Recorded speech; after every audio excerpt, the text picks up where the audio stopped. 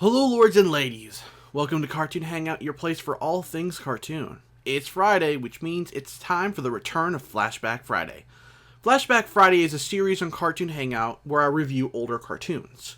Since the main goal of Cartoon Hangout is to show people that if they give newer shows a shot, they might actually like them, back when I thought up Cartoon Hangout, I decided to also review older cartoons for those who want to walk down memory lane or just refuse to give new stuff a try. So it's without further ado that I introduce a cartoon that replaces Powerpuff Girls, Ben 10. It's been nearly a decade since I last saw the show that started it all, and so my memories will probably be a tad bit fuzzy.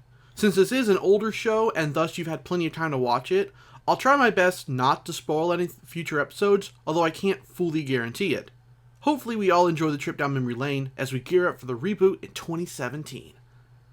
As we're all probably familiar with, the show revolves around a 10-year-old boy named Ben Tennyson who, while goofing off in the woods, happens upon a mysterious watch that we all know as the Omnitrix that sticks itself to his wrist and allows him to transform into one of 10 awesome aliens. The first episode really does an excellent job introducing us to some of the main characters such as Ben, his cousin Gwen, their grandpa Max, and even the, at the time, mysterious villain known as Vilgax, who is chasing after the watch only to be badly injured in the resulting firefight.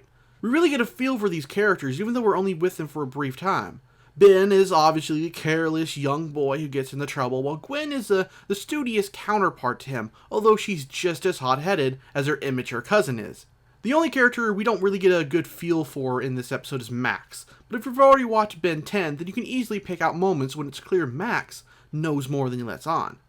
We're also introduced to 4 out of 10 of Ben's alien forms: Diamond Head, Wild Mutt, Accelerate, and Heat Blast, although only one of them really gets a name in this episode.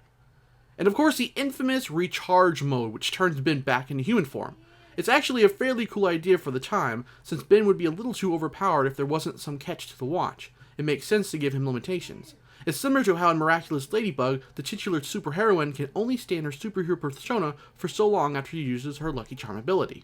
Despite being a decade old, the show still manages to hold up in terms of music, animation, voice acting, and action. It's no wonder the original Ben 10 still holds a place in many a Ben 10 fan's heart. Seeing Ben still naive and untrained makes for a good laugh here and there throughout the first episode, like when Ben first transforms. I'm on fire! I'm on fire! Or when he has to hold back from showboating after defeating one of Vilgax's robot minions. Oh yeah, who's bad? Yeah! Well, I think my work here is done. Side note, does this minion look like he's wearing a bondage suit? I swear Man of Action has an unhealthy obsession with similar designs. It's not a nitpick, but rather something I find amusing. I think I've said all I have to say about And Then There Was 10.